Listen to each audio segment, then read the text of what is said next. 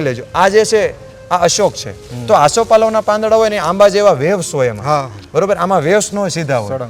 બીજું આની તમે આ બાર્ક જોવો તો લાલ કલરની હોય, આ આસોપાલવની છે તે સફેદ કલરની હોય. પણ આ 3.5-4 વર્ષની ગાયું છે. અચ્છા. આ ગાય છે જેને તિરુપતિ બાલાજીને જેના દૂધનો અભિષેક થાય, એ ભારતની સૌથી નાની ગાય પુંગનુર છે. અચ્છા. એટલે આ બાલાજીને આ ગાયનો અભિષેક. આ પુંગનુર અભિષેક. તો એમને ખાસ વિનંતી, કેન્સર પીડિત જે દર્દીઓ છે તેની પણ સારવાર અહીં એવો નિયમ નથી કે એટલા રૂપિયા જ આપવા કે એટલા રૂપિયાનો જ કેસ, બરોબર ને? એની સારવાર પણ અહીં થાય છે. વેદ એટલે વિજ્ઞાન અને આયુ એટલે જીવન, એનું સંપૂર્ણ વિજ્ઞાન એટલે આયુર્વેદ. આપણે બધા એવું માનીએ કે આયુર્વેદ એટલે ઉકાળો ફાંકીને દવા હોય, નહીં. આયુર્વેદ એટલે શરીરનું સ્વાસ્થ્ય, મન અને આત્મા અને અંતે ઈશ્વર પ્રાપ્તિ સુધીનું સંપૂર્ણ માધ્યમ જે ઋષિએ આપ્યું છે, બ્રહ્મા, દક્ષ, પ્રજાપતિ. પણ આનું એક નામ છે રાજવૃક્ષ. આના સાનિધ્યથી નેતૃત્વના ગુણો આવે. આનું શાસ્ત્રોત નામ રાજવૃક્ષ. આ ત્રીજું જે વૃક્ષ છે, બરોબર, એ ઉદુંબર એટલે ઉમરો આપણે સાંભળ્યું છે, પણ એનું સંસ્કૃત નામ છે ગાયત્રી અને કલ્પવૃક્ષ. ઉદુંબરાય કલ્પવૃક્ષાય નમઃ. કેમ? એ પ્રમાણે પાછું એક નવું તપાસ કરું પછી એને દવા આપવામાં આવે. દર્દીને પૂરો ન્યાય આપી શકાય. 3 રીતે કામ થાય. એક તો સ્પીડમાં કામ થાય, બીજું પરફેક્શનથી કામ થાય, ત્રીજું પરમેનન્ટ કામ થાય. આ 3 કામ માટે આ એક આપણે પદ્ધતિ. એટલે જે વિદ્યાર્થીઓ આવતા એની પાસે આ બધા રુદ્રવેદ, યજુર્વેદ, અથર્વેદ, સામવેદ, ભારતીય વિદ્યાની વિદ્યાઓ બધા બિચારા એની પાસે એટલી પૈસા ન હોય કે ખર્ચો કરી શકે. તો એને અભ્યાસ કરવો, એનો રેફરન્સ લેવો હોય તો બધા જ પ્રકારની સંહિતા શાસ્ત્ર અહીં મળી રહે. કર્યું એટલે પ્રભાસ ક્ષેત્ર અને સૌરાષ્ટ્ર ક્ષેત્ર સંતોની ભૂમિ હજારો કાળથી આવી છે. એના પ્રૂફ છે એક ભગવાન ધન્વંતરી અને ભગવાન કૃષ્ણ. એમાં ગૌમૂત્રમાં 4500 કરતાં વધારે નેચરલ માઇક્રો ન્યુટ્રિયન્ટ્સ, બરોબર. વચ્છનાભ નામની એક ઔષધિ આવે હિમાલયમાં, એ જ્યાં ઉગે ને ત્યાં ઘાસ પણ ન થાય એવી ખતરનાક એ ઔષધિ આયુર્વેદમાં વપરાય. તો હજારો વર્ષો પહેલાં ઋષિઓ કેટલા મોટા સાયન્ટિસ્ટ હશે, તો એ વચ્છનાભ નામની ઔષધિને ગૌમૂત્રમાં તમે 7 દિવસ પલાળી દો એટલે શુદ્ધ થઈ જાય અને એમાંથી ઔષધિ બને. આનું નાક સોનેરી છે, આના શિંગડા સોનેરી છે. એટલે આ ગૌ માતા સુવર્ણ કપિલા, આ પણ સુવર્ણ કપિલા, આ સુવર્ણ માતા. આવી અનેક ધામોની મિત્રો વાત કરતા એ તીર્થ દર્શન કાર્યક્રમની અંદર ડીડી ભારતી વિશેષ તીર્થ દર્શનમાં અનેક એવા ધામો, સનાતન ધર્મની પ્રાચીન સાંસ્કૃતિક પરંપરાથી મિત્રો આપણે અવગત કરતા હોય છે. ધર્મની બાબત હોય કે કોઈ પણ મૂલ્યોની બાબત હોય, ભારતીય સંસ્કૃતિ, વૈદિક શાસ્ત્રોની વાત હોય, ત્યારે એવા અનેક ધામો કે જે આપણી સંસ્કૃતિનું સંવર્ધન કરે છે, જતન કરે છે, તેવા અનેક ધામો સાથે જોડાયેલો અમારા કાર્યક્રમમાં અનેકવાર આપણે વિવિધ વ્યક્તિઓને મળીએ છીએ. અને સ્ક્રીન ઉપર મિત્રો આપ જોઈ શકો છો, આજે અમે આવેલા છે તળાજા અષ્ટાંગ આયુર્વેદ ધામ કહીએ છીએ. અને સ્ક્રીન ઉપર મારી જમણી બાજુ નિહાળી શકો છો વૈદ મહેન્દ્રસિંહ સરવૈયા આજના વિશેષ કાર્યક્રમમાં મિત્રો આપણી સાથે જોડાયેલા છે. સાહેબ ખૂબ ખૂબ કાર્યક્રમમાં સ્વાગત છે. પ્રથમ તો હજારો વંદન તમને. તમે અનેક અભ્યાગતો જે કે રોગી છે, અનેક પ્રકારના આપણે કંઈ રોગથી પીડાતા લોકો, જે કેન્સર, ડાયાબિટીસ, સાંધાના દુખાવા, અહીં નિરાકરણ થતું હોય છે. મિત્રો આ વૈદિક આયુર્વેદની પરંપરાને જેઓ જીવંત રાખી રહ્યા છે એ તમને હજારો વંદન છે. ધન્યવાદ. સહજ ભાવે આપણે વાતની શરૂઆત કરીએ. વચ્ચે અનેક વાતો કરવી છે મારે, પણ સૌ પ્રથમ તો અહીંનું બંધારણ મારે સમજવું. સાદી શૈલી અમે કે કાર્ય પદ્ધતિ, અષ્ટાંગ આયુર્વેદ ધામ, ફક્ત સ્ક્રીન ઉપર લોકો જુએ છે. કાર્ય પદ્ધતિ શું, અહીંની શું વિશેષતાઓ? સૌપ્રથમ તો ડીડી ભારતી, વિજયભાઈ અને આપ સૌની ટીમનો અહીંયા અષ્ટાંગ આયુર્વેદ ધામો હૃદયથી સ્વાગત કરું છું. અષ્ટાંગ નામ પડે એટલે મહર્ષિ વાઘભટ્ટે એના 8 અંગ પાડેલા છે. એનો શ્લોક છે કાય બાલગ્રહ ઉદ્વાંગમ શલ્યા દ્રષ્ટા જરા વૃષાનમ અષ્ટાવંગાની તસ્યાહુ ચિકિત્સા યેશુ શસ્ત્રિતા. કોઈ પણ સાયન્સને ડેવલપ કરવું હોય તેના ડિપાર્ટમેન્ટ પાડીને એની સાયન્સની રિસર્ચ થાય અને એના દ્વારા સાયન્સ ડેવલપ થતું હોય. તો આયુર્વેદ પણ એક પ્રકારનું સાયન્સ છે. 4 વેદની રચના થઈ, ઋગ્વેદ, યજુર્વેદ, અથર્વેદ ને સામવેદ. આ 4 આંગળી સમાન છે, પણ અંગૂઠો ન હોય તેમાં પકડ ન આવે. તો પકડ સમાન જીવનનો વેદ એટલે આયુર્વેદ. એટલે મહર્ષિ ચરકેનું શ્લોક આપ્યું છે ધર્માર્થ કામ મોક્ષાણામ આરોગ્ય મૂલમ ઉત્તમમ. આ ચતુર્વિધ પુરુષાર્થની આસપાસ મનુષ્યનું જીવન હોય. પણ માણસ પાસે ગમે એટલી આર્થિક સંપત્તિ હોય, ધન હોય, દોલત હોય, પૈસો હોય, પણ એની પાસે આરોગ્ય નથી તો એની સંપત્તિ બધી નકામી છે. એટલે મેં મારા હજારો દર્દીને મારી ઓપીડીમાં કગળતા જોયા છે, સાહેબ અમને ભગવાને ખૂબ આપ્યું છે, અમારી પાસે કેટલી સંપત્તિ છે અમને ખબર નથી, પણ આરોગ્ય માટે રડતા જોયા છે. એટલે હેલ્થ છે ને એ મોટી પ્રોપર્ટી છે. એટલે ધર્માર્થ કામ મોક્ષાણામ આરોગ્ય મૂલમ ઉત્તમમ. એટલે આરોગ્યનું જીવન, તો આરોગ્ય માત્ર શારીરિક નહીં, માનસિક, આધ્યાત્મિક, not only physical health but also social and spiritual health. સમદોષ સમાગ્નિ સમધાતુ મલઃ ક્રિય. પ્રસન્ન આત્મેન્દ્રિય મન, નોટ પ્રસન્ન આત્મા ઇન્દ્રિય મનને સ્વસ્થ કરવાનું જે વિજ્ઞાન છે, વેદ એટલે વિજ્ઞાન અને આયુ એટલે જીવન, એનું સંપૂર્ણ વિજ્ઞાન એટલે આયુર્વેદ. આપણે બધા એવું માનીએ કે આયુર્વેદ એટલે ઉકાળો ફાંકીને દવા હોય, નહીં. આયુર્વેદ એટલે શરીરનું સ્વાસ્થ્ય, મન અને આત્મા અને અંતે ઈશ્વર પ્રાપ્તિ સુધીનું સંપૂર્ણ માધ્યમ જે ઋષિએ આપ્યું છે. બ્રહ્મા, દક્ષ, પ્રજાપતિ, અશ્વિની કુમાર, ઇન્દ્ર, ભારદ્વાજ, આત્રેય, ચરક, સુશ્રુત, વાઘભટ્ટ, અંગિરા, જમદગ્નિ, વશિષ્ઠ, કાશ્યપ, આ બધા જ ઋષિઓ, સુશ્રુત, ઓપધેનો, ઓરભ્ર, વેત્રણ, જે ધન્વંતરી પરંપરા, સુશ્રુતની પરંપરા, ચરકની પરંપરા, આજે અત્યાર સુધીમાં જે આયુર્વેદ જીવતું આવ્યું છે તો બ્રહ્મા સ્મૃત્વા આયુષ્યવેદ. બ્રહ્માએ સૃષ્ટિની રચના કરી પણ બ્રહ્મા સ્મૃતમાં આયુષ્યવેદ આયુર્વેદની સ્મૃતિ કરી. એટલે બ્રહ્મા પહેલા આયુર્વેદ હતા, અત્યારે આયુર્વેદ છે અને હજારો વર્ષો પછી આયુર્વેદ હશે. અને એ જ પરંપરાનું વહન સાથે વેદ અને વિજ્ઞાનને સાથે લઈ અને એક સાયન્સના વિદ્યાર્થી તરીકે 12 સાયન્સ પછી આયુર્વેદમાં BMS બેચલર ઓફ મેડિસિન સર્જન અભ્યાસ કરી ગવર્મેન્ટમાં જે GPSC પાસ કરીને આ 2.5 વર્ષથી મને એવો મનમાં વિચાર આવ્યો કે મારે એવું એક સંસ્થાન નિર્માણ કરવું છે ઈશ્વર કૃપા અને પરમ ચેતનાના માધ્યમથી અને માધ્યમ બનીને કે જેનાથી હજારો લોકોને પ્રેરણા લઈ શકે અને શીખી શકે. એવું જ અષ્ટાંગ એટલે આયુર્વેદના બધા જ આયુર્વેદની ગૌશાળા, યજ્ઞશાળા, પ્રવચન, ગુરુકુલમ, પ્રાકૃતિક ખેતી જે આયુર્વેદમાં અને અમે હવે પશુઓમાં પણ આયુર્વેદ કઈ રીતે સારવાર થઈ કે મનુષ્ય પછી એટલે સંપૂર્ણ આયુર્વેદના વિઝન સાથે કે આપણી ભારતીય આયુર્વેદ સમગ્ર વિશ્વમાં પ્રતિષ્ઠાપના થઈ સાથે અષ્ટાંગ આયુર્વેદ ધામ નામ રાખ્યું. વાહ સાહેબ, હવે આગળ આપણે કારણ કે સરવૈયા સાહેબ, હાજી તમારી કાર્ય પદ્ધતિ વેગવંતી છે એટલે કે ગતિમાન છે. જી જી આપણે એટલે ગતિમાન રહીએ છીએ. હા. આ ગતિમાન રહેશું તો આ લોકો પણ ગતિમાન રહેશે. જી. મુખ્ય પહેલા બાબત એ જણાવી દઉં કે જે કેન્સર પીડિત લોકો, કારણ કે એનો ખર્ચો બહુ આવે છે અત્યારે, હા વિવિધ પ્રકારની થેરાપી, એ ખર્ચો નથી ઉપાડી શકતા મધ્યમ વર્ગ. હા તો અહીં કેન્સરની સારવાર યોગ્ય આપણે કે સાયન્સ સાથે અને પ્રાચીન આયુર્વેદ મુજબ હાજી. અને અથર્વ વેદમાં આમ તો આયુર્વેદ વધારે છે. એનો ઉપવેદ છે. હા, ઉપવેદ. એની સારવાર પણ અહીં થાય છે. એટલે અનેક પીડાતા લોકો વિવિધ જગ્યાએ ભાટકતા હોય છે. તો એમને ખાસ વિનંતી, કેન્સર પીડિત જે દર્દીઓ છે તેની પણ સારવાર અહીં એવો નિયમ નથી કે એટલા રૂપિયા જ આપવા કે એટલા રૂપિયાનો જ કેસ. જી, બિલકુલ, બરોબર ને? બિલકુલ. એ યાદી કરાવ દો. હવે સાહેબ તમારું બંધારણ સમજીએ. સૌ પ્રથમ તો અહીં જે વૃક્ષ છે, કદાચ હું અજાણું હોય આનાથી, આની પણ આની સાથે સિસ્ટમ સાથે એક ગોઠવણી છે. હા આ સમજી લઈએ. આ છે ને 3 પ્રકારની નગોડ છે. આ કાળી નગોડ છે, આ સેરેટ લીવ્સ વાળી છે ને લાંબા લીવ્સ. એટલે અત્યારે નિર્ગુંડી એ દરેક પ્રકારના દુખાવામાં સારી ઔષધિ છે. તો એમાંથી કઈ વેરાયટી વધારે કામ કરે એના માટે રિસર્ચ થઈ શકે એટલા માટે 3 મધર પ્લાન્ટ તરીકે આપણે રાખીશું. બરાબર. એટલે એન્ટ્રી ગેટની અંદર અશોક એ શાસ્ત્રમાં વિધાન છે. રાવણ વિશે આપણે બધા સાંભળ્યું છે અને રામાયણની કથા સાંભળી છે. આ રામાયણની કથાની અંદર સીતા માતાને રાવણે અશોક વાટિકામાં રાખ્યા. રાવણને ખાલી આપણે રામના દુશ્મનને સીતાના હરણ કરનાર વ્યક્તિ તરીકે ઓળખી, ના, હકીકતમાં રિયાલિટી નથી. રાવણ એ શિવ તાંડવ સ્ત્રોતનો રચયિતા વ્યક્તિ છે. કોઈ સામાન્ય તો ન જ હોઈ શકે ને.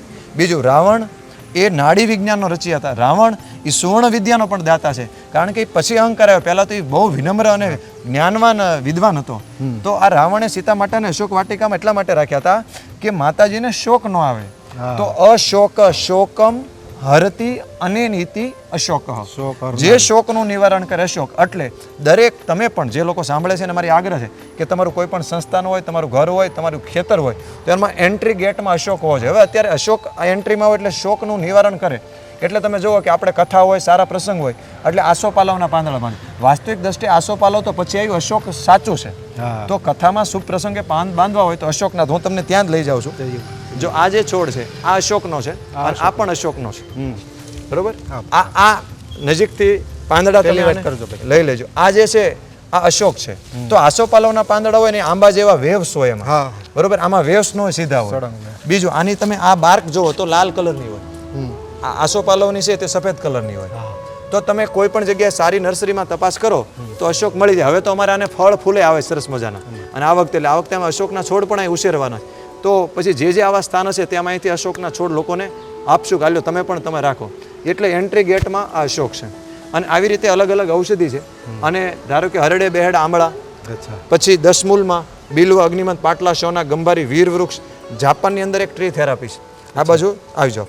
જાપાનમાં ટ્રી થેરાપી, ત્યાં લોકો શું કરે કે કોઈ પણ વૃક્ષ એની નજીક જાય અને નજીક જાય અને ભેટે. પહેલા એનો ઓરા સ્કેનિંગ કરે. એનો ઓરા સ્કેનિંગ કરી અને પછી પાછો ઓરા સ્કેનિંગ કરે અને પછી એના એ ચાર્જ લે. તો આપણા ઋષિમુનિએ તો આવી ટ્રી થેરાપી આપેલી છે. ધારો કે અશોક છે તમે નજીક રહ્યો એટલે શોકનું નિવારણ થવાનું જ છે. હું સવાર સાંજ અહીંથી નીકળું તો દરેક 210 કરતાં વધારે ઔષધિના દર્શન કરીને પછી નીકળું છું. તો એવી રીતે ધારો કે અર્જુન સાજળ જે આપણે હમણાં જ્યાં જોશું એનું નામ છે વીર વૃક્ષ. તો એનાથી ડર ન આવે. તો હૃદયની તકલીફ હોય તો એને ડર, ભય, ચિંતા હોય.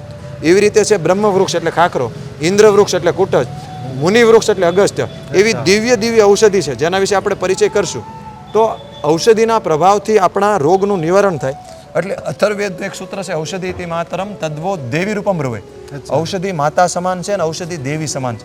એના સાનિધ્યથી, એના સેવનથી અને આચરણથી માણસમાં માત્ર રોગ મુક્ત ન થતો, એની અંદર દૈવિક ગુણો આવે. જે માણસ સાત્વિક ઔષધિનું સેવન કરનાર છે એના મનમાં પરિવર્તન આવે અને બીજાનું ભલું કરવાનું વિચાર ચાલુ થાય. કારણ કે કોઈ પણ આહાર કે ઔષધિના 2 ભાગ બને, એક સ્થૂળ ભાગ અને એક સૂક્ષ્મ ભાગ. સ્થૂળ ભાગ શરીરને પોષણ આપે, સૂક્ષ્મ ભાગ એના મનને પોષણ આપે. તો ઔષધિનો સૂક્ષ્મ ભાગ એના મનને સત્વગુણ વધારે. એટલે પ્રાચીન સમયમાં આપણા ઋષિઓ આ ઔષધિનું સેવન કરીને સાધનામાં ઝડપથી આગળ વધી શકતા, કારણ કે ઔષધિનો પ્રભાવ હતો. તો બ્રહ્મચેતના જાગૃત કરવા માટે બ્રહ્મવૃક્ષ, પરાક્રમની શક્તિ માટે ઇન્દ્રવૃક્ષ, વીરતા જાગૃત કરવા માટે વીરવૃક્ષ, એવી રીતે કલ્પવૃક્ષ, ઉદુંબરાય કલ્પવૃક્ષાય નમઃ. તો આ જબરજસ્ત સાયન્સ છે. આ તો મેં તમને શોર્ટમાં ખાલી 4-5 કીધું. તો હવે એક એક ઔષધિનું આપણે આચરણ કરીએ એટલે જબરજસ્ત ટ્રાન્સફોર્મેશન થઈ શકે. હવે જય આગળ છે. હવે સાહેબ આયુર્વેદ સાથે સમાનાર્થી શબ્દ એટલે સેવા. જી અને બધા પેશન્ટ હોય સદ્ધર હોય એવું નિશ્ચિત ન કહી શકાય. બિલકુલ. હા, આવા સાથે તમારી સેવા, જો કે તમારી પ્રશંસા કરું એવો મુદ્દો નથી, હા. પણ as a reality, not a artificial talk. હા. એટલે તમારી સાથે સેવા ભાવને પણ હશે સાથે. જી. કારણ કે અહીં અનેક પ્રકારના પેશન્ટ બધા જ આવે. તો અહીંની જે સેવા ભાવ સાથે અહીં જે કાર્ય પદ્ધતિ મેં કીધું ને, સવારે આવતા હોય લોકો, હા. કઈ રીતે સમજાવો, હા. એમાં અમુક પાસે રૂપિયા હોય ન હોય, તો સેવા ભાવના સાથે કઈ રીતે કાર્ય કરો તમે? હું ગવર્મેન્ટમાં ક્લાસ 2 મેડિકલ ઓફિસર તરીકે નોકરી કરતો હતો. તો પગાર તો અમારો બાંધેલો એક ઓફિસર તરીકે. પણ મારા હૃદયમાં એ ભાવના હતી કે આયુર્વેદ આપણે ઘર ઘર સુધી પહોંચાડવું. એટલે ગવર્મેન્ટની અંદર એટલી બધી ઓપીડી જોતા હોય ત્યાં, અને એ જ પછી આપણે તમારું પોતાનું સ્વતંત્ર કરવું હોય તો એક મોડલ નક્કી કરવું. કેવું મોડલ કરવું કે જેમાં નાનામાં નાનો માણસ આવી શકે ને તમે સારવાર કરી શકો. ધારો કે કોઈ પણ સંસ્થામાં તમે દાન લ્યો તો દાન તમે લ્યો, પણ પછી દાન જે આપે એ લોકોને તમારે ના છૂટકે ને તમારે વચ્ચેથી વારો લેવો પડે, આ બધા પ્રશ્નો આવે. એ મેં ઘણી બધી સંસ્થાને જોયેલી છે. એટલે આપણે એવો વિચાર કર્યો કે એવું આત્મનિર્ભર મોડલ બનાવો કે લોકો પાસે દાન પણ નહીં લેવું પડે, નાનામાં નાનો માણસ આપણી સુધી આવી શકે. તો એના પરિણામ સ્વરૂપ આપણે નક્કી કર્યું કે ભાઈ કોઈ પણ દર્દી આવે તો એને ફી કોઈ ફિક્સ નહીં, કે એના અંતરાત્માથી જે થાય એ ફી આપી શકે. કોઈ 50 આપે, કોઈ 500 આપે, કોઈ 1000 આપે, જે દર્દીને આપી ફી આપી શકે. એટલે દરેક નાનામાં નાનો માણસ પહોંચી ગયો. પછી મોટાભાગની ઔષધિ આપણે જાતે નિર્માણ કરીએ. જાતે નિર્માણ કરીએ આપણે જે વધારે ખર્ચો થતો એ ખર્ચો ઓછો રહે. બીજું, આયુર્વેદમાં અત્યારે એડલ્ટ્રેશન ખૂબ થઈ રહ્યું છે, ભેળ છે. એટલે નજર સામે દવા બને તેની ક્વોલિટી જળવાઈ રહે, દર્દીને આપણે સસ્તી દવા આપી શકીએ. એક નંબર 2, જે કાંઈ દવા આપવી પડે બીજી સ્ટાન્ડર્ડ આપણે દવા વાપરતા હોય તો એમાં જે લોકો નિરાધાર કે નિરાશ્રિત છે, ધારો કે જેની આગળ પાછળ કોઈ નથી, તો એ બિચારા જે આલો ફી તો 50 આપી, 10 આપી, 15 આપી કે 500 આપી, મારા સુધી તો પહોંચી ગયા. એટલે નાનામાં નાનો માણસ ખીચામાં કોઈ પણ ફી હોય એ આપી છે. કોઈ પણ દવાખાને જાય તો આપણે દરેક ફી ફિક્સ હોય. અહીંયા એવું નથી. અહીંયા ડૉક્ટર દરેક દવાખાને દર્દી ડૉક્ટર નક્કી કરે. અષ્ટાંગ આયુર્વેદ ધામમાં દર્દી નક્કી કરે, એનો આત્મા કે એની ફી. એટલે મારા સુધી પહોંચી ગયા. હવે જેને દવાનો ખર્ચો મેડિકલમાં ધારો કે થતો હોય અલગ અલગ, તો એ દવા એને નિરાધાર કે નિરાશ્રિત હોય એની વ્યવસ્થા સંપૂર્ણ નિઃશુલ્ક વ્યવસ્થા છે. પછી કોઈ દર્દી ધારો કે ગરીબ છે, એને બિચારા પાસે દવાની વ્યવસ્થા નથી, તો એ તો જે ફી આપીને મારી સુધી પહોંચી ગયો. હવે 2 વાર દવાની વ્યવસ્થા કરે, પછી જો એનો કોર્સ લાંબો ચાલતો હોય તો એનાથી થાય એટલી વ્યવસ્થા કરવાની, ન થાય તો કોઈ પણ કારણે છે આર્થિક સ્થિતિના કારણે દવા અટકાવવાની એવું કરવાનું નથી. આ બીજી વ્યવસ્થા છે. અને ત્રીજું, બાકી બધા દર્દી પોતાનો બહારથી દવા લેતા હોય એની કરતાં એને રાહત દર એને મળે તો એને દવાની વ્યવસ્થા એનાથી થઈ જાય. તો આ રીતે સંસ્થા આખી રોટેશનથી ચાલતી રહે અને આત્મનિર્ભર બની શકાય. પેશન્ટ આવે પછી સમજાવવામાં આવે. હા, એ આપણે ત્યાં જઈએ, આપણે પ્રવચન ખંડમાં ત્યાં જઈએ.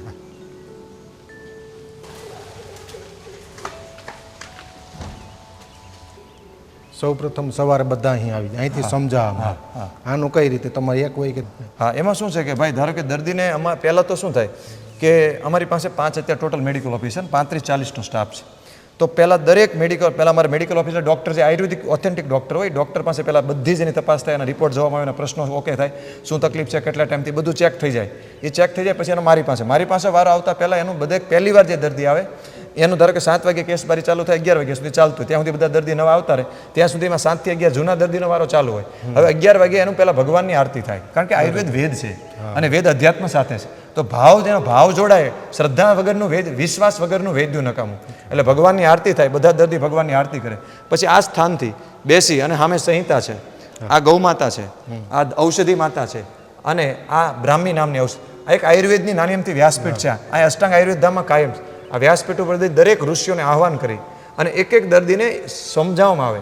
કારણ કે નકર શું આપણી પાસે આવ્યા, દવા આપી દે સીધું, તો દર્દીને ખબર જ ન પડે કે ભાઈ તમે ક્યાંથી બીમાર પડ્યા, કઈ રીતે બીમાર પડ્યા, કઈ રીતે ખાવું પીવું. અને અહીંયા લોકો ખાલી રાહત પાડતા નથી આવતા, લોકો કાયમી મટાડવા માટે એને સમજાવવું ખૂબ જરૂરી છે. કારણ કે જ્યાં સુધી એની મનની ચિકિત્સા ન થાય, એને પોતાને ખબર ન પડે, પછી 11 થી 1 એનું સેશન થાય, સેશન પછી ભોજનનો વિરામ પડે, પછી એક દર્દીનો વારો ચાલુ થાય. તો આ આયુર્વેદ ધર્મનું વિજ્ઞાન છે, તો એને કથાની સાથે સાયન્સ રાખી અને આ પ્રવચન ખંડમાં દરેક દર્દીને સમજીને, આ હું જ્યારથી ગવર્મેન્ટમાં ક્લાસ 2 તરીકે નોકરી કરતો ત્યારથી જ આ પદ્ધતિ હતી. કારણ કે મેં જોયું કે ભાઈ એક દર્દીને તમે અંદર સમજાવો છો તો રોજના 20-30 દર્દી જોઈ શકે. હવે 100-150 દર્દી રોજના જોવા હોય તો તમારે એક સાથે કોમન સમજાવવાનું. પછી દરેક દર્દીની પ્રકૃતિ તાસીર અલગ હોય, તો એ તાસીર પ્રમાણે પાછી એક દર્દી અંદર આવે અને એ પ્રમાણે પાછું એક નવું તપાસ કરું પછી એને દવા આપવામાં આવે. એટલે દર્દીને પૂરેપૂરો ન્યાય આપી શકાય. 3 રીતે કામ થાય. એક તો સ્પીડમાં કામ થાય, બીજું પરફેક્શનથી કામ થાય, અને ત્રીજું પરમેનન્ટ કામ થાય. આ 3 કામ માટે આ એક આપણે પદ્ધતિ અહીંયા રાખી.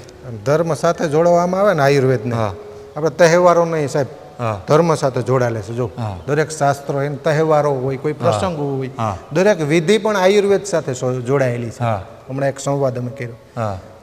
હવે પ્રભુ આપણે આગળ જઈએ. સરળ શૈલીની અંદર ક્યારેક પરંપરાઓ બેસાડી દેવામાં આવતી ધામ જગ્યામાં કે ભાઈ આ દવાનું નામ પણ ખ્યાલ ન હોય એવું બનતું હોય અને લોકો મેળે જતા હોય. પણ બેકગ્રાઉન્ડમાં જે હું જોઉં છું એ પરથી લાગે સંપૂર્ણ અભ્યાસુ છો તમે પણ અભ્યાસ કરો છો અને કરાવો છો. આ લાઇબ્રેરી કે આમ તો કહીએ છીએ સરળ શૈલીની પણ આયુર્વેદના પુસ્તકાલય. આની શું પદ્ધતિ, કઈ રીતે ઉપયોગ થાય? એટલે એમાં શું છે કે અમારે ત્યાં અહીંયા ગુરુકુલમ છે. એટલે જે વિદ્યાર્થીઓ આયુર્વેદમાં શિક્ષામાં અભ્યાસ કરે છે, વિદ્યાર્થીઓ અભ્યાસ કરે છે. મારા માટેની પોતાની લાઇબ્રેરી આખી અલગ મોટી છે આખી. આ જે છે એ સ્પેશિયલ ગુરુકુલમ માટેની લાઇબ્રેરી છે. એટલે જે વિદ્યાર્થીઓ આવતા એની પાસે આ બધા ઋગ્વેદ, યજુર્વેદ, અથર્વેદ, સામવેદ, ભારતીય વિદ્યાની વિદ્યા બધા બિચારા એની પાસે એટલે પૈસા ન હોય કે ખર્ચો કરી શકે. તો એને અભ્યાસ કરવો, એનો રેફરન્સ લેવો હોય તો બધા જ પ્રકારની સંહિતા શાસ્ત્ર અહીં મળી રહે. એટલે આપણે એક વિચાર સાથે એક લાઇબ્રેરી અહીં વિકસિત કરી છે. અને બીજું ઘણા બધા પ્રકારના અલગ અલગ બુક્સ હોય તો કોઈ દર્દીને આપવી હોય અને વાંચ્યું હોય તો આમાંથી એને આપી શકાય. એટલે ભારત જે પેલા વિશ્વગુરુ હતું એ નોલેજના આધારે હતું. તો નોલેજ છે ને એ માણસને ક્યારેય નબળો પડવા દેતો નથી. એટલે આ બધી પ્રાચીન વિદ્યાઓ માટે. બીજું અમે એ પણ અત્યારે પ્રયાસ કરીએ છીએ, કોઈ પણ જગ્યાએ જૂના ગ્રંથો હોય, કોઈ જૂના પ્રયોગો હોય, કોઈ ગામડાની અંદર કોઈ સંત મહાત્મા પાસે જે પ્રયોગો વર્ષોથી પેઢીથી આવતા હોય, એ સાયન્સની દ્રષ્ટિએ આયુર્વેદના જે વાત, પિત્ત, કફની પેરામીટર દ્રષ્ટિએ કેટલું કામ કરી શકે એ કરીને એ વિદ્યા હોય એ બુકું બચે અને એ સમાજ સુધી પહોંચે એ દિશામાં પણ અમે પ્રયાસ કરીને ભાગરૂપે આ બધું કામ કરીએ છીએ. બરાબર, ખૂબ સરસ. બધા અહીં આવીને વાંચી પણ શકે. હા, વાંચી શકે. ઓકે, સરસ.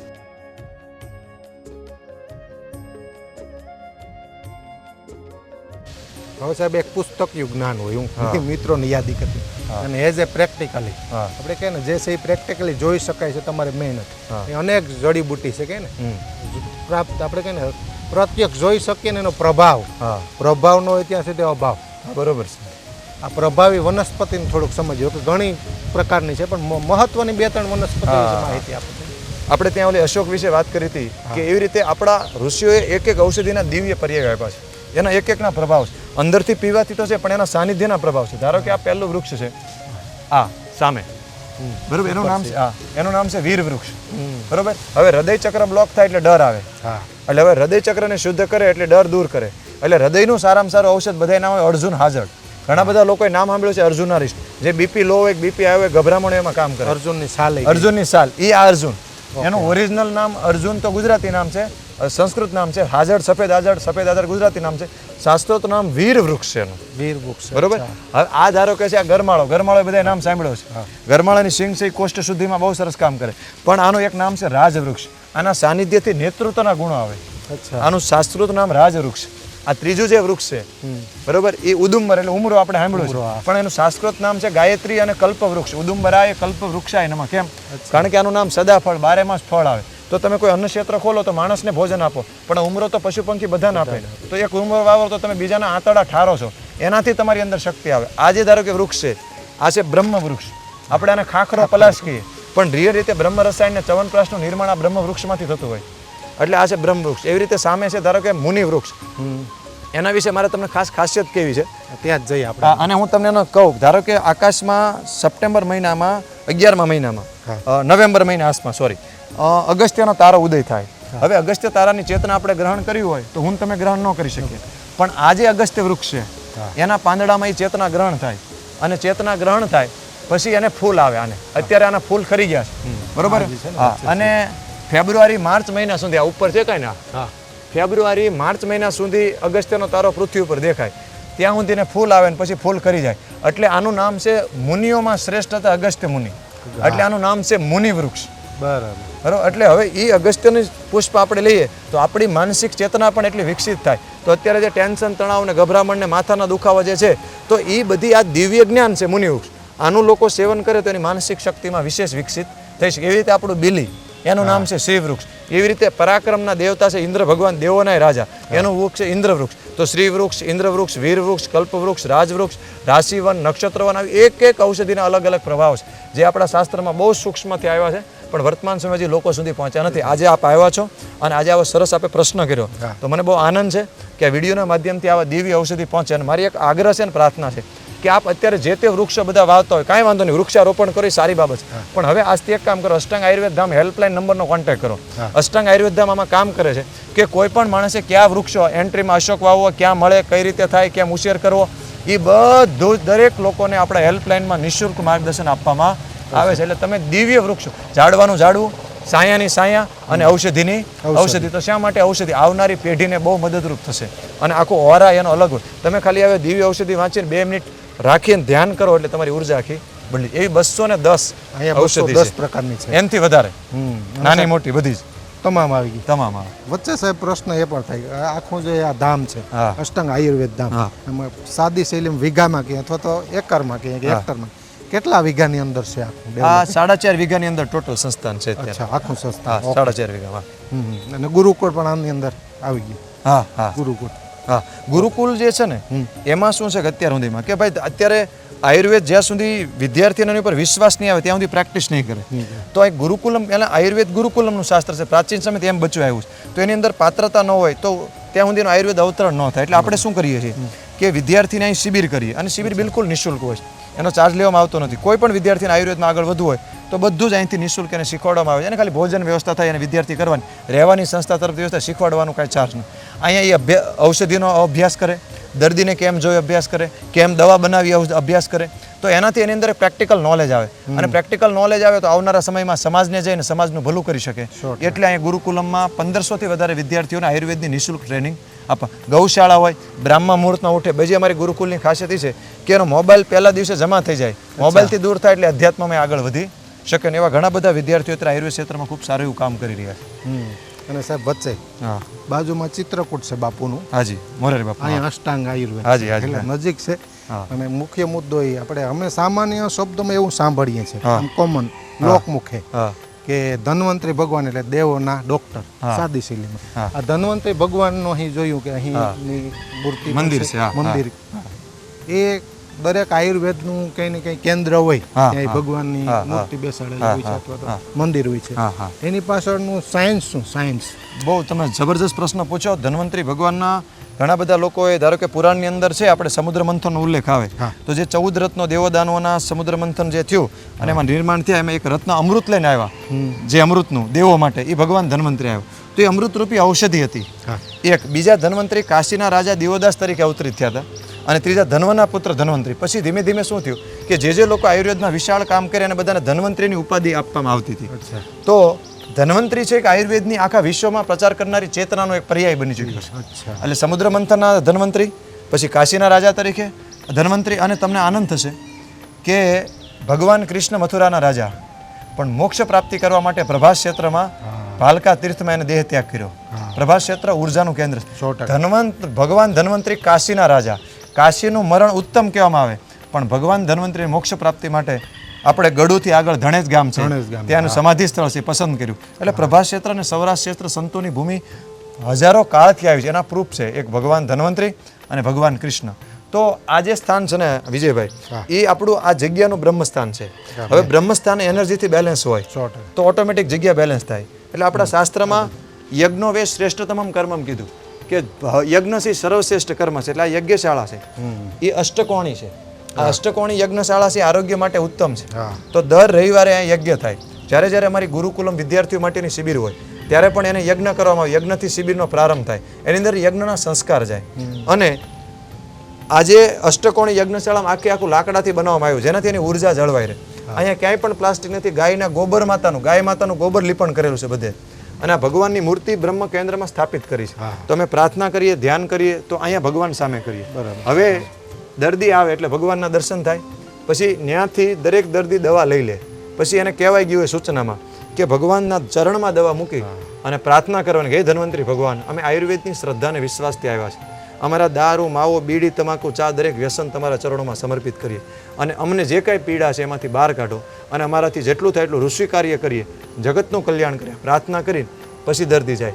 તો દવા સાથે પ્રાર્થના એટલે કે દુઆ હા. જ્યારે ભળે ત્યારે એનર્જી લેવલ બદલી જાય. બીજું હું પણ રોજ ભગવાનને અમારા બધા સ્ટાફ અમે બધા જ લોકો પ્રાર્થના કરીએ કે ભગવાન અહીંયા જે કાંઈ આવે ને ઝડપથી બીમારી મુક્ત થાય. અને ભગવાનની તો ચેતના આખા વિશ્વમાં આયુર્વેદની પ્રચારની હતી. એટલે મેં જોયું છે કે દર્દીના પરિણામ ખૂબ સારા મળે. તો સાયન્સ અને સાથે અધ્યાત્મ, અને અધ્યાત્મ પણ એક સાયન્સ છે 100%. એટલે આ મૂર્તિની અંદર એક પવિત્ર વરા છે ઉર્જાનો, આરોગ્યનો અને ઈશ્વર પ્રાપ્તિનો. તો ઋષિની ચેતના પ્રાપ્ત થાય એટલે આ મંદિરનું નિર્માણ. આ મંદિરમાં 2 દેવીઓ, એક ગૌ માતા અને એક આ ભારત માતા. હા. કારણ કે ભારતીય સંસ્કૃતિ વગર આખા વિશ્વનું કલ્યાણ અસંભવ છે. અને ગૌ માતા વગર પ્રાકૃતિક ખેતી, આયુર્વેદનું અસ્તિત્વ નથી. જે મંદિરમાંથી તમે મૂર્તિ લઈ લો અને એવી રીતે સ્કૂલમાંથી બાળક નીકળી જાય, એવી રીતે ભારતીય તત્વમાંથી, સનાતન પરંપરામાંથી ગો તત્વને નીકળી દો તો સનાતન શૂન્યહીન થઈ જાય. એટલે 2 માતાને પણ સાથે રાખ્યા છે. તો આ સરસ મજાનું ભગવાનની મૂર્તિની મંદિરની પ્રતિષ્ઠાપના. મહેન્દ્રભાઈ, એક વચ્ચે પ્રશ્ન થયો, કારણ કે આની સાથે જોડાયેલો છે. આ દર્શક મિત્રો વચ્ચે યાદી કરતા કોમેન્ટમાં કે કોઈ પણ વનસ્પતિને સિદ્ધ કરવી પડે સૌપ્રથમ. અભિમંત્રિત સિદ્ધ કરવી પડે. હા, એટલે એ આ યજ્ઞ દ્વારા થતી કે મંત્રો દ્વારા થતી? ઔષધિ છે ને, એ અથર્વવેદમાં આખું ઔષધિ સૂક્ત છે. અચ્છા. તો વેદના મંત્રો છે ને એમાં ખૂબ પાવરફુલ ને વિજ્ઞાન છે. તો ઔષધિ સૂક્ત ઔષધિ સિદ્ધ માટે ઉત્તમ છે. આ ઉપરાંત દેવી સૂક્ત છે ધારો કે, તો દેવી સૂક્તના મંત્રો બધા ઔષધિ સિદ્ધ માટે. ઉદાહરણ તરીકે કે મારા ખીચામાં હરડે છે, બરોબર, આ હરડેને હું એમ નામ આપું અને મારા હૃદયના ભાવ ભેળવીને આંખ બંધ કરીને કહું કે હે માં, તું જે દર્દી સેવન કરે એનું સારું કરજે. અને એક મંત્ર બોલું દેવી સૂક્તનો, સર્વ મંગલ્ય માંગલ્ય શિવે સર્વાર્થ સાધિકે શરણે ત્રંબકે ગૌરી નારાયણી નમઃ. નમો દેવ્યે મહાદેવ્યે શિવાય સતતમ નમઃ. નમઃ પ્રકૃતે ભદ્રાય નિયતા પ્રણતા સ્મતા. તો ઔષધિની ઉર્જા સહસ્ત્ર ગણી વધી જાય આ એક મંત્રથી. બીજું, ઔષધિ તમે જે નિર્માણ કરો એની યજ્ઞની આહુતિ આપો સંકલ્પ સાથે મંત્રની, એટલે ઔષધિની ઉર્જા પણ એનાથી વધે. તો પ્રાર્થના, અભિમંત્રણ, યજ્ઞ આ બધી ઔષધિ સિદ્ધિના રસ્તા છે. તો ઔષધિ, દવા સાથે એની પ્રાર્થના, એટલે આ સાયન્સ છે. ધારો કે હરડેન તમારો ઓરા સ્કેનિંગ કરો, અત્યારે તો ઓરા સ્કેનિંગ મશીન આવી રહ્યા, અને પછી તમે અભિમંત્રિત કરો તો ઓરા સ્કેનિંગમાં ચેન્જ આવે. મેં તો કેટલી વાર પ્રયોગ કર્યા. તમે પાણી એમને પીઓ અને અભિમંત્રિત કરી પાણી પીવો તો પાણીના ટેસ્ટમાં થોડો ચેન્જ તરત લાગે, તે થોડી ઘણી સેન્સિટિવ હોય. ઉદાહરણ તરીકે તમે કોઈ પણ જગ્યાએ જાઓ, આપણે તમે ઔષધિની વચ્ચે ગયો, તમને એક શાંતિનો અનુભવ થયો. કેમ? કારણ કે એનો ઓરા છે. હવે તમે શાક માર્કેટમાં જાઓ એટલે તમને માથાનો દુખાવો થવાનો, કારણ કે પબ્લિક ટ્રેસ દોડાદોડી જ હોવાની છે. તો આ દરેક વસ્તુનો ઓરા છે. તો દરેક ઔષધિ કોઈ પણ વ્યક્તિએ, દર્દીને પણ આગ્રહ કરું છું આ વિડીયો સાંભળીને, કે તમે કોઈ પણ ઔષધિ પીવો, તમને કદાચ ઔષધિ સૂક્ત ન આવડે, બીજા મંત્ર ન આવડે, તો તમારા જે માતાજીને, જે કુળદેવીને, જે ઈષ્ટ દેવતાને તમે માનતા હોય મંદિરમાં ઔષધિ રાખો, એની સામે બેસો અને સામે બેસીને હાથમાં આવી રીતે હાથ રાખીને ઔષધિ લઈ જે કાંઈ પીવો, આંખ બંધ કરી અને એને યાદ કરીને તમે પીવો, એટલે એનું પરિણામ આખું અલગ લેવલનું આવે. એની પ્રાર્થના, અને ભગવાન તો ભાવના, કદાચ મંત્ર ન આવડે તો આત્મજ્ઞાનીની આવશ્યકતા નથી, મંત્ર આવડે તો ઉત્તમ બાબત છે. ભાવ કરો કે હે ઈશ્વર, હે પરમાત્માના ઔષધિને પ્રાર્થના કરીને પીવો. એટલે એક કહેવત છે, વિશ્વાસ વગરનું વૈદ્યું નકામું.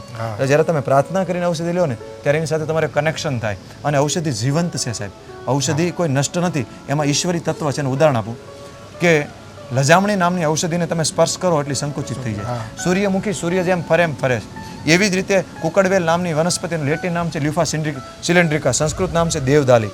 આ દેવદાલી નામની ઔષધિને જેમ આકાશમાં મેઘગર્જના થાય તો એ સાંભળીને ચોમાસામાં ઉગતી ઔષધિ છે, ભાલ પંથકમાં ખૂબ થાય. એના પુષ્પ તમને એમ ખીલતા એવું લાગે, અને પુષ્પ મોટા થયા.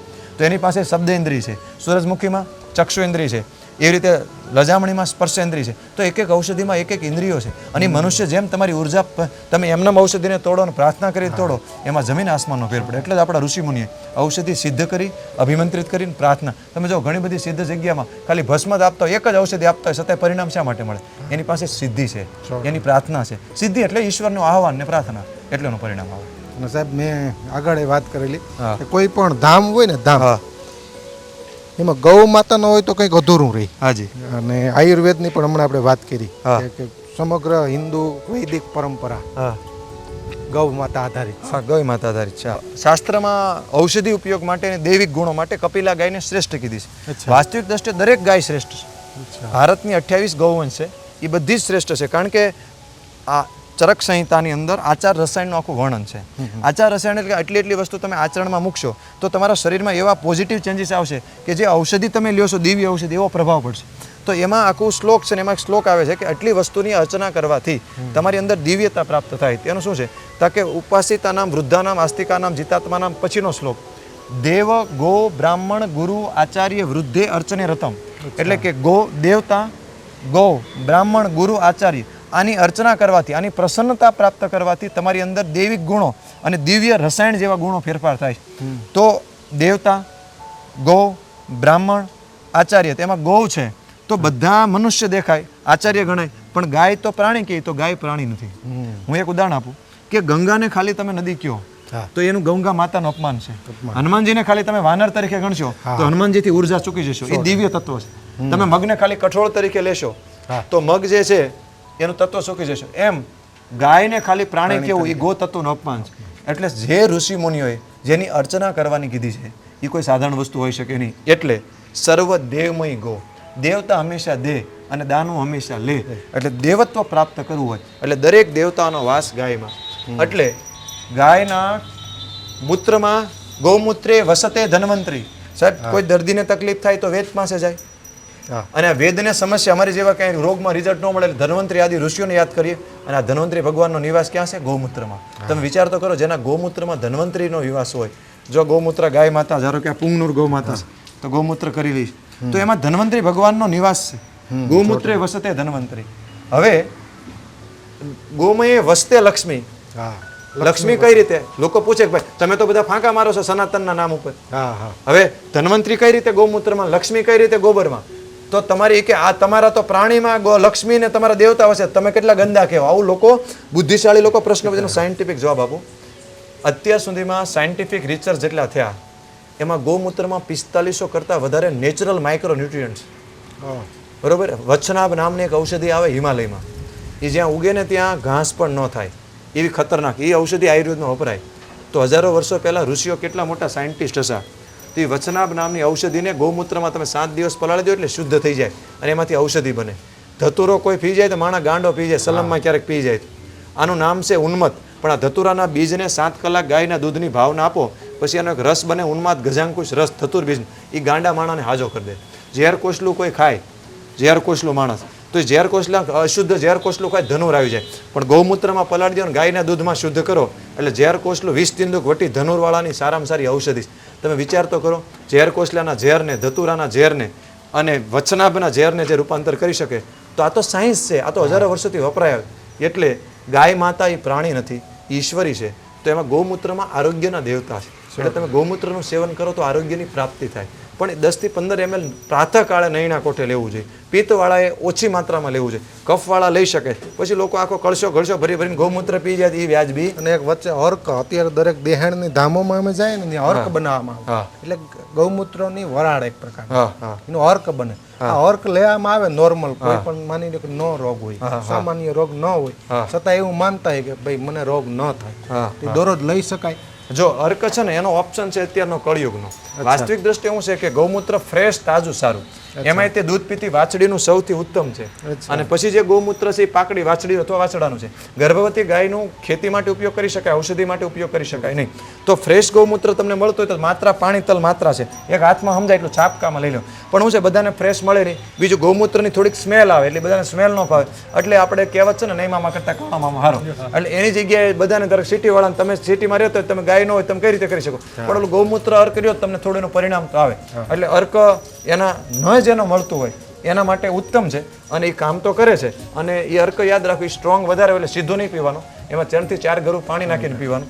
અને 1 મહિનો તમે રેગ્યુલર લઈ શકો છો. પછી અઠવાડિયામાં 1 વાર લ્યો એટલે શરીરમાં જે કાંઈ ઝેર હોય એ ઝેર બહાર કાઢીને અત્યારે જે કેન્સર, ડાયાબિટીસ, બીપી જેવા રોગ વધે એનું મુખ્ય કારણ આપણા કેમિકલ પેસ્ટિસાઇડ. તો લીવરને પણ સારું કરે. ચરક સંહિતાનો શ્લોક બોલું, ગૌમૂત્ર વિષગ્નમ દીપનીયમ પાંડુ રોગાનામ ઉપસુષ્ટાનામ ઉત્તમમ સર્વમ સુપદિશ્યતે. તો વિષગ્ન છે દીપની, ભૂખ લગાડે, પાંડુ રોગ એટલે એનિમિયા એટલે લીવર કિડનીને ખૂબ સારું કરે. તો અલ્પ માત્રામાં તમે લ્યો તો સારામાં સારું ટોનિક છે. અને ધન્વંતરી ભગવાનનો વાસ એટલે આરોગ્ય. અને એમાં બધા micro nutrient, calcium, magnesium, iron, ચાંદી, સોનું આ બધું જ નેચરલી એમાં છે. તો એવું વસ્તુ બજારમાં કોઈ મળતું નથી. ગૌમય વસ્તે લક્ષ્મી શા માટે? એટલા માટે કે તમે ગાયના ગોબરનું છાણ ખાતર નાખો જમીનમાં તો તમારા દવા ખાતરનો ખર્ચો ન થાય. અને એ જે દવા ખાતરના ખર્ચા વગરનું તમે લ્યો તો આરોગ્ય સારું રહે. તો તમને ખર્ચો ન થાય તો લક્ષ્મી પ્રાપ્ત ન થાય. બીજું એની ઉર્જાથી પણ લક્ષ્મી પ્રાપ્ત થાય. તો ગાય માતામાં દેવત્વનો વાસ છે. એટલે આયુર્વેદ શાસ્ત્રમાં પણ ગૌનો મહિમા છે. એટલે આપણે અષ્ટાંગ આયુર્વેદ ધામનો પ્રારંભ કર્યો તો પહેલા આખા સંસ્થાનમાં ગૌ માતાની પ્રદક્ષિણા કરી. બરોબર. અત્યારે આ ગૌ માતા છે, ધારો કે કપિલાની આપણે વાત થઈ તો તમે જો આ માતા ગાય માતાની આંખ સોનેરી છે, આનું નાક સોનેરી છે, આના શિંગડા સોનેરી છે. એટલે આ ગૌ માતા સુવર્ણ કપિલા છે. આ પણ સુવર્ણ કપિલા. આ સુવર્ણ માતા આ ગોપી ઓલી કાવેરી આપણી દેહણ ગાય આ બંને જે નાની ગાય માતા છે આનું કયો આ ઈ નાની ગાય છે ઈ દેશી જ ગાય છે અચ્છા પણ આ 3.5-4 વર્ષની ગાયું છે અચ્છા આ ગાય છે જેને તિરુપતિ બાલાજીને જેના દૂધનો અભિષેક થાય એ ભારતની સૌથી નાની ગાય પુંગનુર છે અચ્છા એટલે આ તિરુપતિ પુંગનુર બાલાજીને આ ગાયનો અભિષેક આ પુંગનુર અભિષેક થાય એટલે આ દેશી ગૌ નાની જ થાય એટલે કોઈ ઘરે રાખી હોય નાની ગાય રાખી હોય સિટીમાં રાખી હોય તો એ લોકો રાખી શકે એટલે આપણે અત્યારે લાવ્યા છીએ સેટ થાય પછી આપણે ધીમે ધીમે આમાં કરશું બીજી આપણી જે ગૌ માતા છે ત્યાં ડુંગરે છે જગ્યાએ ડુંગર રાખ્યો ત્યાં સુવર્ણ કપિલા છે સુવર્ણ કપિલા અહીં બે છે ત્યાં પણ એક છે શ્વેત કપિલા ગાય છે અને કૃષ્ણ કપિલા તો કપિલા આ બધી જ ગાય દિવ્ય જ છે કપિલા પણ કપિલા શા માટે કારણ કે કપિલાના જે વિશેષ દૈવિક તત્વ છે વિશેષ ઔષધિ તત્વો છે એના દૂધ ઘી ગૌમૂત્રમાં હોય મારો રોજનો ક્રમ એ છે કે સવારમાં આવું ભગવાનના દર્શન થાય અને પછી પહેલાં ગૌશાળામાં બધા જ ગાય માતાને હાથ ફેરવી અને પછી દર્દી નારાયણની સેવા ચાલુ થાય સાંજે મારી ઓપીડી થાય એટલે ભગવાનના દર્શન કરી પછી ગાય માતાના આશીર્વાદ લઈને પછી આ દિનચર્યા તો આપણા જેટલા ઋષિઓ છે ગૌ તત્વથી મહાન થયા તો આપણે પણ એવો પ્રયાસ કર્યો કે અહીંયા અને દર્દી આવે લોકો જોવે કે દવાખાનું છે કે ધામ છે તો ધામમાં ગૌશાળા જરૂરી છે એટલે આ ગૌ માતા અમારો નિવાસ કરે અને ગૌશાળા છે આ સાહેબ હજી અનેક વાતો કરવી છે બેસીને મારે કારણ કે લોકોને જરૂરિયાત મુજબની વાતો અત્યારે લાઈફસ્ટાઈલ સિટીને અલગ છે ભાગદોડ ભરેલી સંઘર્ષ ભરેલી તણાવ ભરેલી જિંદગી છે એમાં લાઈફસ્ટાઈલ કઈ રીતે ફેરવી શકીએ કે જેનાથી નિરોગી રહી શકીએ મુખ્ય લોકોનો પ્રશ્ન આ છે આવી એક સંવાદ કરવો છે મુખ્ય રોગોમાંથી કઈ રીતે મુક્તિ મેળવી શકાય એના માટે કેવી લાઈફસ્ટાઈલ અપનાવવી આવી તમામ વાતો કરવી છે મિત્રો સમયની પાબંદી છે આગળના પડાવની અંદર ફરીવાર મળીએ